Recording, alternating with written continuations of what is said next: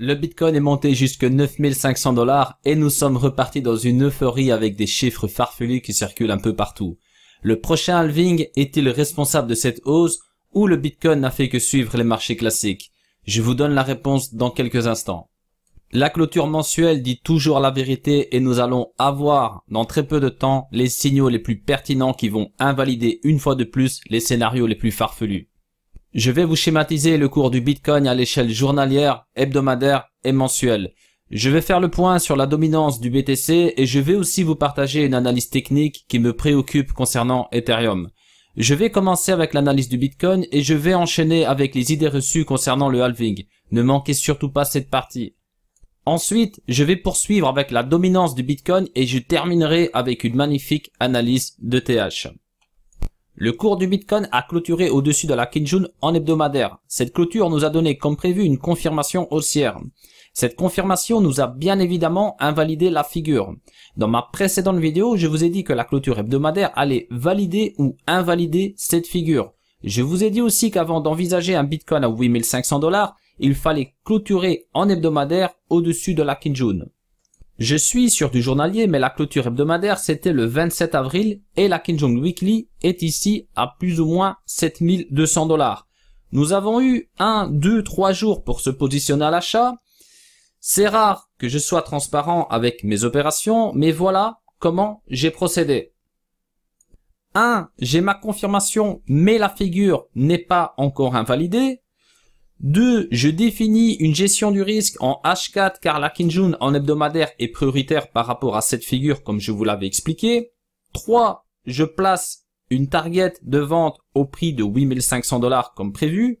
L'opération est réussie. Je n'ai aucun regret d'avoir vendu plus haut car je vous rappelle que tout ceci est spéculatif. Tout ce qui compte pour moi c'est de passer du point A au point B. Ne confondez pas le buy and hold et le trading. Mes positions long terme sont prises depuis bien longtemps et vous avez même eu la transparence sur mes dernières positions en 2019 avec une dernière cible au prix de 6500 $. Je pense que les personnes qui m'ont suivi en 2019 ne le regrettent pas. Concernant le trading, que j'achète du Bitcoin à 10 000 $, 100 000 $ ou même 10 $, ça n'a aucune importance car ce qui m'intéresse à moi, c'est de faire une plus-value sur mon capital d'investissement court terme pour que je puisse m'octroyer un salaire. Bref, opération réussie car comme je vous l'ai dit, je préfère acheter plus cher mais avoir toutes les probabilités de mon côté pour passer au point B que de me dire « Oh, il faut que j'achète du Bitcoin, je vais rater le train. » Voilà, ici c'est du trading. Par exemple, ici, on avait un Bitcoin moins cher, c'était pour moi imprudent d'acheter car je n'avais pas de confirmation, je n'avais pas encore la clôture hebdomadaire, sachant qu'on avait buté encore une fois ici pile poil sur le haut de la figure, donc on pouvait très bien retracer, on pouvait très bien valider cette figure. Là, par contre, j'ai eu ma confirmation, on était à l'intérieur de cette figure, j'ai pu donc paramétrer une gestion du risque assez intéressante en H4, je vous la partagerai si vous voulez sur Twitter ou sur le groupe, et ensuite, voilà, on a eu aisément le temps, qui plus est, de paramétrer cela et de passer à l'achat pour ensuite donc invalider cette figure et placer donc en ce qui me concerne une target de vente pile poil sur le niveau de 8500 $. Et pour vous dire même la vérité, j'ai vendu même bien avant car je n'aime pas placer des targets pile poil sur des résistances ou voire même sur des supports quand je vise des achats. Car je me suis déjà fait avoir où on vient donc à peine chercher la résistance, moi je la place ici et en fait je n'arrive pas à vendre et je me retrouve après avec l'actif qui est quasi au même prix que quand j'ai acheté, donc le trade est quasi perdu aussi et du coup ce n'est pas intéressant. Donc je ne suis pas trop gourmand et ici je suis assez content de cette opération car on est vraiment venu chercher donc ma target. Ensuite, oui, on est rentré à l'intérieur du Kumo en hebdo. Certains vont vous dire, moi j'ai acheté ici tout en bas 4008, j'ai vendu là. Bon voilà, ici on est dans la réalité. Moi je vous dis comment je fonctionne. Je vais pas vous dire que j'ai acheté ici car un trader pro va me dire mais qu'est-ce qu'il a fait, lui il a eu de la chance. Moi voilà, c'est pas de la chance. J'attends vraiment d'avoir les probabilités et ensuite je me positionne. Un trader professionnel va faire la différence. Si vous dites à un trader, moi je me suis positionné ici, je sais pas pourquoi, mais c'était pas cher et ensuite j'ai vendu ici. il va vous regarder, il va vous dire c'est bien, bon, la prochaine fois, j'espère pour toi que tu auras autant de chance parce que c'est pas comme ça qu'on évolue dans un marché financier. Voilà. Donc ici, on a eu notre confirmation, boum, c'est parti. Maintenant, on va aller un peu plus loin. Donc sachez que oui, on est presque venu buter sur la SSA, donc en l'occurrence le haut du nuage. Que va-t-il se passer? Donc pour cela, nous allons regarder ensemble le graphique hebdomadaire dans les moindres détails. Mais avant de quitter le daily, j'attire votre attention sur cette oblique. Il ne faut surtout pas la supprimer. Ne vous dites pas, tiens, cette figure est invalidée, cette oblique ne sert plus à rien. Bon, sachez qu'en cas de gros retracement, et il est tout à fait envisageable d'avoir un magnifique rebond technique sur cette oblique. Donc, surtout si elle se situe sur les mêmes niveaux que la SSB. Donc, imaginons que ça consolide ici au-dessus des 8500 $. Ensuite, on a une belle impulsion et on vient chercher l'oblique. Donc, voilà. C'est juste pour vous donner quelques tuyaux. Je pense que ça reste intéressant. Moi, avant, quand j'avais des figures comme ça qui étaient validées ou invalidées, je la supprimais. Et après, je me rendais compte qu'on avait des supports acheteurs ou des grosses ventes pile poil sur des obliques que j'avais effacées. Je me suis dit, ah, là, c'est une erreur. Il faut toujours donc garder, même ne fût-ce que la mettre en pointillé, si vous voulez que vous avez d'autres priorités dans votre graphique. Il est intéressant, moi, ce que je vais faire avec cette oblique, c'est de la prolonger. Et je suis quasi convaincu qu'on ira tester cette oblique tôt ou tard. Donc, dans tous les cas, je sais qu'il y a de grandes chances que nous ayons un beau petit rebond technique dessus. Donc ça, c'est toujours bon à prendre aussi sur du court terme. Surtout si vous êtes régulièrement sur du H1 et tout ça. Donc, sur vos écrans, pour les pros, vous savez comment ça fonctionne. Il y a moyen vraiment d'aller chercher de bonnes opportunités dans ce cas-là. Donc, maintenant, on n'y est pas. On est rentré à l'intérieur du Kumo. Mais voilà, je voulais vous partager cela car moi, ça m'a déjà aidé pas mal de fois, croyez-moi. En hebdomadaire, cette grosse impulsion a permis au cours du Bitcoin d'aller tester une troisième fois cette oblique. Alors, je ne sais pas s'il y a beaucoup de personnes qui l'ont vu, mais cette oblique, je l'avais déjà tracée il y a bien longtemps. Hein, donc, elle reprend le plus haut du 10 février et aussi l'euphorie du 24 juin 2019. Il y a aussi une autre oblique. J'attire aussi votre attention sur celle-ci. Là, je l'ai enlevée pour que le graphique soit plus propre. Mais vous pouvez aussi tracer une oblique. Une oblique ici à partir du plus haut historique cette fois-ci et vous rejoignez après l'euphorie du 14 juin 2019.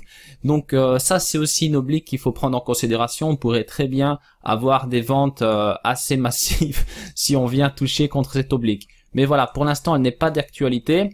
Ce qui nous intéresse à nous, c'est plutôt cette oblique ici. Donc on a parfaitement buté dessus et non sur la SSA. Donc dans certains cas on a vraiment donc des tests parfaits sur la SSA et ici on voit vraiment que c'est l'oblique qui a joué parfaitement son rôle. Bon, maintenant je ne vous apprends rien si je vous dis qu'il en a beaucoup ici qui ont profité pour shorter comme des malades pendant qu'on vous bourrait le crâne avec des chiffres farfelus. Alors moi ce qui m'incombe c'est bien sûr le niveau de prix 8500 $. Pour l'instant on est toujours à l'intérieur du nuage. Sachez que ce niveau est un niveau aussi important en mensuel, j'y reviendrai plus tard. Donc moi j'ai besoin de savoir si nous allons clôturer à l'échelle hebdomadaire et mensuelle au-dessus ou en dessous 8500 $. Si le cours du Bitcoin clôture en dessous 8500 $, on pourrait aisément, je dis pas en une semaine, mais en quelques semaines aller chercher la Kinjun. Et la Kinjun va bien évidemment monter au fur et à mesure des semaines. Donc, sachez aussi que si on clôture en dessous, sachant qu'on a des hauts de plus en plus bas, on le voit clairement sur ce graphique, donc on n'est pas dans une tendance haussière, je tiens à remettre les choses en place car j'en vois beaucoup s'emballer, comme j'en ai vu beaucoup s'emballer ici sans tenir compte des confirmations de la lagging span.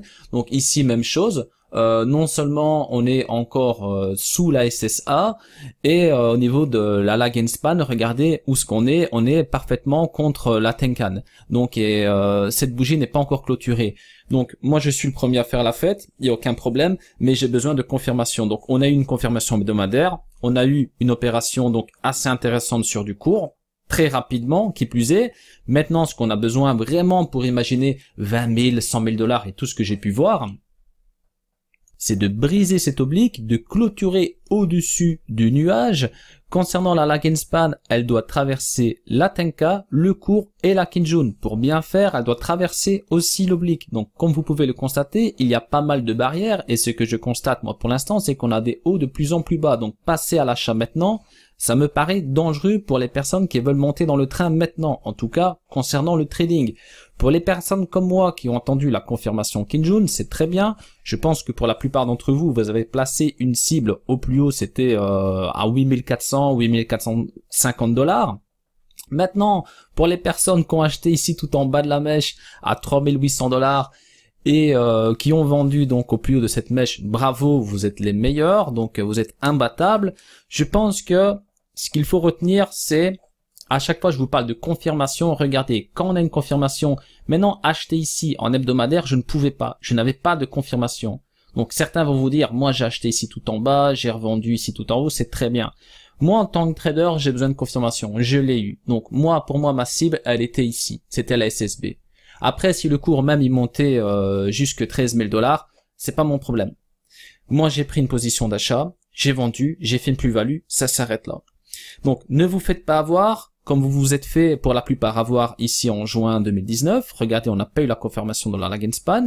Même chose ici quand le cours il est venu chercher le haut du nuage. La lag and span a buté pile poil contre le cours. Donc on n'a eu aucune confirmation pour aller vraiment chercher des achats sur du long terme. Ça y est, c'est parti to the moon. Ici par contre, quand les marchés, tous les marchés ont baissé, il y en avait déjà beaucoup qui voyaient du Bitcoin à 500 $ ou peut-être même à quelques centaines de dollars. La lag and span est bien sûr à ce moment-là descendue donc jusqu'en bas du nuage, mais comme elle tient compte que des clôtures, elle n'a pas confirmé de baisse allant dans ce sens. Donc il faut vraiment prendre tous les éléments d'Ishimoku Kimkoyo en considération pour ne pas vous faire avoir. À ce stade, il n'est pas impossible que ça retrace très fort pour aller rechercher la Kinjun au prix de 7200 $ et peut-être même par la suite avoir des difficultés pour rentrer dans le nuage rouge.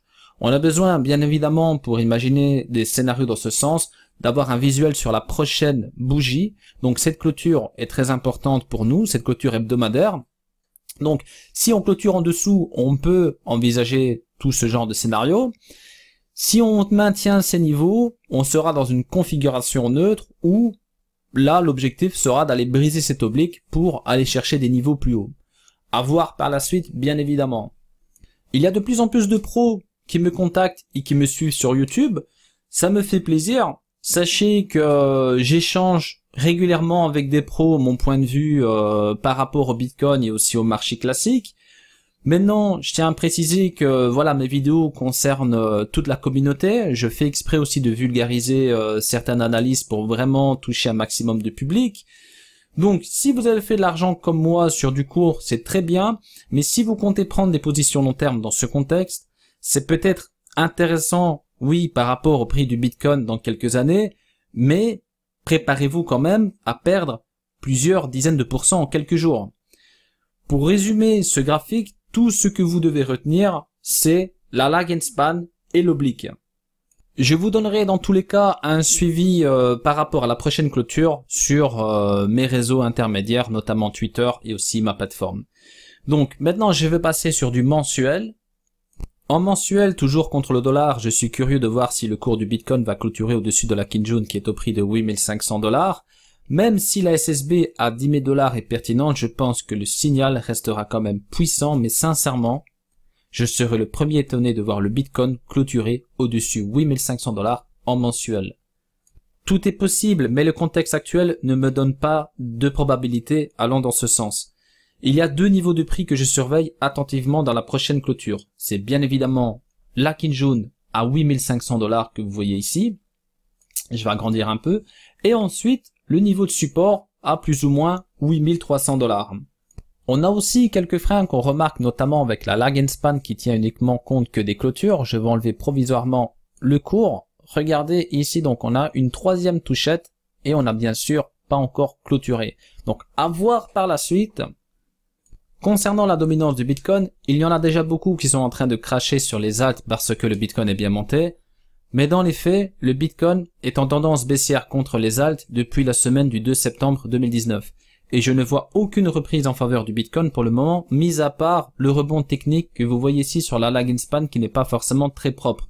Donc pour l'instant, moi ce que je remarque, c'est qu'on est à l'intérieur du Kumo, on a des bas, des hauts plutôt de plus en plus bas, on est venu chercher un niveau très très bas ici à l'intérieur du Kumo, ensuite on a une reprise du Bitcoin contre les alts, là on est en train d'essayer de passer à travers de la Kinjun, on a une oblique qui freine ici, on en a une autre ici, donc là on est vraiment dans une configuration neutre. Moi perso je n'ai pas de boule de cristal, mais dire ça y est le Bitcoin va donc superformer tous les alts, c'est terminé, donc tout va se crasher, il y a que le Bitcoin c'est le meilleur. Non, pour l'instant moi ce que je remarque c'est que le Bitcoin a eu un plus haut ici à plus ou moins 73% et que depuis le début septembre de l'année passée, le Bitcoin ne fait que perdre en dominance. Voilà, c'était le contraire ici. Donc là, on a eu une grosse tendance haussière en faveur du Bitcoin à partir de avril 2019. Ça n'a fait que monter, mais depuis, moi, ce que je remarque, c'est plus une configuration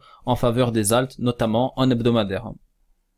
Ce que vous devez garder en visuel, c'est bien sûr le niveau 62.55. Un break de la SSB ici donnerait un signal puissant en faveur des alts. Pour l'instant, on n'y est pas, mais si la dominance du Bitcoin vient rebondir plusieurs fois et que ça break, voilà, là je pense qu'on aurait pas mal d'opportunités sur Ethereum, XRP, Litecoin, enfin voilà, tous les projets dans lesquels vous avez investi. Bon, pas forcément tous, parce qu'il y a des projets qui vont pas forcément monter, ça on est tous d'accord, mais les bons projets, les projets crédibles, vont bien évidemment prendre beaucoup de valeur si ce support pète. Le niveau 50.51 RSI est pertinent comme vous pouvez le constater avec plusieurs touchettes ici, ici, ici, encore ici et encore une dernière fois ici. Donc on est pile poil dessus, on est pile poil ici contre la Kinjun et l'oblique, donc je pense qu'un retracement est tout à fait envisageable. En tout cas les probabilités m'indiquent un retracement en faveur donc cette fois-ci des alts. En mensuel, la dominance du BTC a eu une grosse période de consolidation, 1, 2, 3, 4, 5, 6, 7, allez on va dire 10 mois de range. Ensuite, le range a été pété à la hausse, impulsion haussière, la dominance est montée de plusieurs étages, même chose ici, période de range, 1, 2, 3, 4, 5, 6, allez 6 mois, 6-7 mois de range, ensuite celui-ci a été pété à la baisse, et pour l'instant donc une réintégration dans le range n'est pas impossible. Donc moi ce que je surveille c'est bien évidemment ce niveau de support, où on est venu buter deux fois pile poil dessus, donc 63.84%. Donc si ce niveau lâche, on peut aller chercher le haut de cette vieille période de consolidation. Tant qu'on garde ce niveau, donc 63.84, pour l'instant on va dire que ça reste stable, on peut, comme je vous l'ai dit, réintégrer encore une fois cette zone, pourquoi pas, ce n'est pas impossible.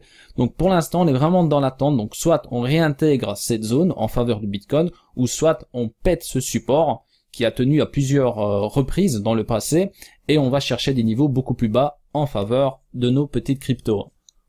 Vous êtes nombreux à me faire des comparaisons avec l'historique du halving, mais sincèrement je ne comprends pas pourquoi, car nous n'avons pas eu des confirmations identiques dans le passé.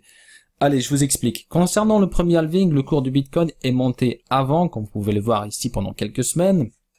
Il a ensuite consolidé et il a explosé pendant des semaines, voire des mois. Nous avons eu un schéma complètement différent pour la deuxième division, car le cours du Bitcoin a explosé juste avant et celui-ci a perdu dans les 40% quelques semaines après.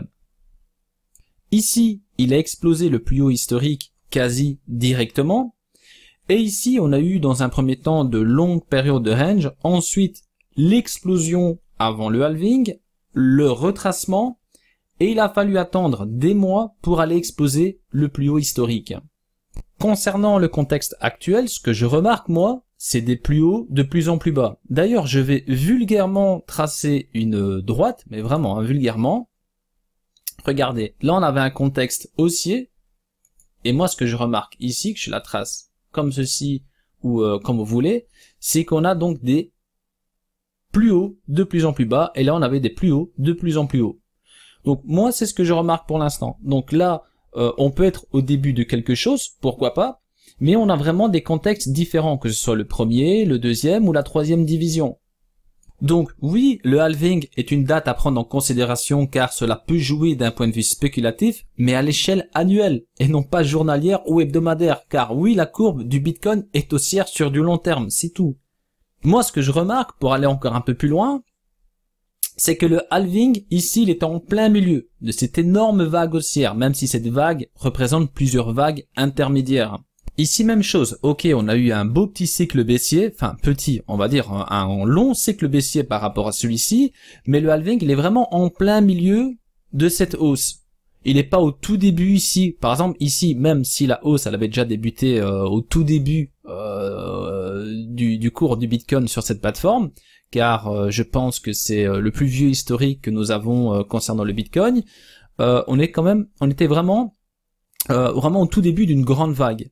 Là, par exemple, on était vraiment au milieu de cette énorme vague, et ici, regardez, on est plutôt toujours dans un contexte baissier. On n'a pas de confirmation haussière, que là, on avait déjà des confirmations. On avait déjà brisé donc plusieurs ranges, on avait déjà brisé plusieurs résistances importantes, même si ici, je vous l'accorde, on a des résistances comme les 6500 $, les 5800 qui sont assez importantes, mais on n'a pas de contexte pour l'instant haussier. Donc on est peut-être au tout début de quelque chose, mais tout ça pour vous dire que c'est complètement différent par rapport aux deux précédents halving. Donc aller trader avec les dates du halving, ça n'a aucun intérêt car c'est trop imprévisible. Ça peut monter très fort le jour J, ça peut monter très fort avant ou ça peut monter très fort après. Et même chose, ça peut baisser très fort avant, pendant ou après. Donc c'est un élément à prendre en considération, mais vraiment sur des unités de temps plus longues. J'ai remarqué aussi que le Bitcoin était parfaitement corrélé au marché classique, en l'occurrence le SP500. Cela fait un peu bizarre de dire que c'est une monnaie refuge puisque le constat est clair sur ce graphique. Je vais vous montrer un peu les comparaisons sur celui-ci et ensuite sur un autre. Je vais enlever ces deux obliques. Alors le SP500, le voilà. Je vais zoomer un petit peu plus. Et regardez, on a à chaque fois des baisses quasi au même moment. On le remarque ici avec la purge. On a le bottom pile poil à la même date, c'est quand même fou, vous trouvez pas? Ensuite, même chose ici, donc on a une belle hausse du Bitcoin, boum, ça retrace, on a le bottom quasi au même moment. Le SP500 on remonte, le Bitcoin remonte, donc ça veut dire quoi? Ça veut dire que maintenant, si le SP500 continue de descendre, le Bitcoin, est-ce qu'il aurait continué de monter? Quand je regarde l'historique, là par contre je peux faire de belles comparaisons, j'ai l'impression plus qu'il se pète la gueule quand le SP500 perd de la valeur. Donc voilà, jusqu'à preuve du contraire. Donc je vous invite à faire les comparaisons de votre côté. J'ai aussi un autre graphique qui illustre un peu mes propos. En bas, vous avez le graphique du SP500 et au-dessus, celui du Bitcoin. Alors, le cours du Bitcoin, ou plutôt l'historique du Bitcoin sur cette plateforme a commencé avec une vague baissière, donc même chose pour le SP500. Vous remarquerez que quasi, je dis bien, pas toutes les baisses, mais quasi 9 baisses sur 10 du SP500, donc on a la même chose sur le Bitcoin. Ensuite, à l'inverse, quand le Bitcoin corrige, ce n'est pas forcément le cas du SP500. Donc regardez ici, le Bitcoin était sur une tendance baissière et à contrario, le SP500 était sur une tendance haussière pendant cette période-là. Par contre, chaque baisse du S&P a provoqué, dans la plupart des cas, une baisse sur le graphique du Bitcoin. Alors par exemple, ici, regardez, on était en novembre 2018 et là, le SP500 a bien chuté et le bottom c'est quasi au même moment. Donc c'est vraiment quasi la même chose. Donc le SP500 corrige, même chose pour le Bitcoin, hein, il brise son support, c'est parti. On va chercher donc les 3000, 3200 $. Et ensuite, plus récemment, regardez, là, le rôle du Bitcoin, c'était justement d'être une valeur refuge. Donc tous les marchés classiques se pètent la gueule, donc y compris le SP500. Et là, le Bitcoin, qu'est-ce qu'il fait? Il se pète la gueule aussi. Et au moment où les marchés classiques commencent à remonter avec des injections massives de la Fed, etc., le Bitcoin, il suit comme un petit chien, il remonte aussi. Donc voilà un petit peu mon avis là-dessus. Donc la techno, tout ça c'est intéressant, ça reste une alternative de confiance auquel moi j'accorde beaucoup de crédit. C'est une technologie qui a énormément d'avenir, mais ces marchés sont manipulés. Donc est-ce que vous avez acheté du Bitcoin à $1? Est-ce que vous possédez des dizaines de milliers de Bitcoin? Non, mais il y a des personnes oui, et elles peuvent manipuler le marché, et on le remarque clairement ici avec les comparaisons que je vous schématise ici dans ma vidéo. Comme promis, je vais vous partager deux graphes d'Ethereum. Alors le premier, il est en hebdomadaire contre le dollar. On remarque qu'on a un magnifique canal baissier, un canal baissier qui sera pété à la hausse tôt ou tard, c'est le but. Ensuite, on a eu une belle confirmation ici, je n'étais pas sur le coup, je ne peux pas être partout, donc on a eu un pullback ici, parfait, sur la dernière bougie. On est venu tester la SSB, c'est juste magnifique. Donc maintenant, si on a une impulsion haussière qui se produit, donc on va encore plus haut, sachez que on peut être stoppé net ici sur le haut du canal, car cela correspond parfaitement à la lag in span contre la Kinjun. Donc là, une position de vente, en tout cas en ce qui me concerne, c'est plus des ventes que j'irai chercher si on vient buter sur ce niveau ici. Si vous n'êtes pas rentré ici à la confirmation Kinjun en mode spéculatif, vous n'avez pas grand chose à faire en hebdomadaire pour l'instant. Si maintenant vous êtes intéressé par Ethereum, que ce soit pour le minage ou la techno, etc., et que vous voulez donc avoir des confirmations haussières en hebdomadaire, il va falloir vraiment donc briser plusieurs niveaux. Donc en l'occurrence clôturer au-dessus la SSB, il va falloir donc traverser aussi cet oblique, il va falloir que la lag and span traverse la Kinjun ainsi que tout ce gros nuage rouge. Donc vous n'avez pas encore de confirmation haussière pour l'instant, donc restez prudent. Un test sur le bas du canal me paraît peu probable, mais bon, tout est encore possible, le bas du canal ne correspond pas à 20 $ non plus, mais moi je pense que pour l'instant l'idéal c'est de garder le niveau Kinjun, donc 187 $. Voilà un petit peu comment je vois les choses. Si ça monte, sachez qu'il y a de gros freins ici, donc passe à l'achat ici sur le haut du canal, ce n'est pas prudent du tout, donc soyez vigilants quand même si ça monte. Moi c'est plus des ventes que j'irai chercher si on vient donc chercher ces niveaux. Donc voilà concernant Ethereum contre le dollar en hebdomadaire. En mensuel, le cours est ni plus ni moins que sur le haut du range, donc ça ne me paraît pas très prudent de rentrer à l'achat tête baissée maintenant. Regardez, c'est un range quand même qui date depuis l'été 2019. On est venu chercher le haut, le bas, le haut, encore le bas, donc là on est tout en haut. Rentrer maintenant sans confirmation, c'est vraiment très très dangereux. On peut encore aller rechercher le bas, donc 129 $. On peut pas dire que c'est impossible, peu importe le contexte. Tout est encore possible, donc si vous êtes rentré ici sur le bas du range, on a eu plusieurs fois l'opportunité de rentrer, c'est très bien. Je pense qu'à un moment il faut retirer ses bénéfices. Maintenant, si vous voulez rentrer à ce prix-là, il va falloir le briser, il va falloir avoir des confirmations ici au-dessus 216 $ en mensuel pour vraiment intégrer ce premier étage avec beaucoup plus de conviction, et ensuite voir pour le deuxième étage, le troisième étage, etc. Il est vraiment impératif que vous preniez souvent du recul et que vous regardez les graphiques en hebdomadaire, mensuel, trimestriel et même annuel, car ce sont ces graphiques qui vont vous donner les meilleurs signaux, car il n'y en a pas beaucoup, et moins vous avez de signaux, plus ils sont pertinents. Quand je regarde des amateurs partager des graphiques en H4 daily to the moon, souvent on est ici là quelque part à 180 $, le cours il monte jusque 200, 220 $, ça y est c'est parti, on met des cosmonautes, des lunes et tout, et pourtant c'est vraiment là qu'il faut vendre, c'est là qu'il faut prendre ses bénéfices, et c'est pourtant ici, là où tout le monde désespère, qu'il faut prendre des achats. Donc prenez du recul, regardez le graphique dans son ensemble, car des structures comme ça, vous allez encore en avoir. On peut très bien avoir une structure ainsi au deuxième étage, avec des hauts et des bas, des hauts à 385 $, et c'est quand le cours sera à 297 $, dans ce cas, où il va falloir passer à l'achat. Là où tout le monde va vous dire, ça y est, on va redescendre à 129 $, c'est là qu'il faut prendre des risques. Il faut prendre des risques, car ceux ici qui ont pris des risques, il y en avait beaucoup, ça y est, on va aller rechercher encore une fois les 80 $. Non. Ils ont pris donc des positions, même celui qui a pris une position ici et que il a pas placé de stop ni quoi que ce soit, ok, c'est descendu à 88 $. En attendant, lui, il a acheté à 130 $, c'est monté encore une fois, donc jusque 200 $. Voilà, il faut prendre des risques, il faut pas avoir peur, il faut avoir confiance aussi à l'actif dans lequel vous investissez. Ici, on parle d'Ethereum, c'est quand même du très très lourd. Ethereum, c'est pas un petit projet qui doit encore faire ses preuves. Donc voilà, donc n'oubliez pas le mensuel, le trimestriel et l'annuel, c'est vraiment très important, ça va vous éviter un nombre incalculable d'erreurs. Merci pour votre attention, si la vidéo vous a plu, n'hésitez pas de me laisser un petit pouce bleu qui fait toujours plaisir, abonnez-vous à ma chaîne si ce n'est pas encore fait, à très bientôt, prenez soin de vous et restez prudents sur le marché.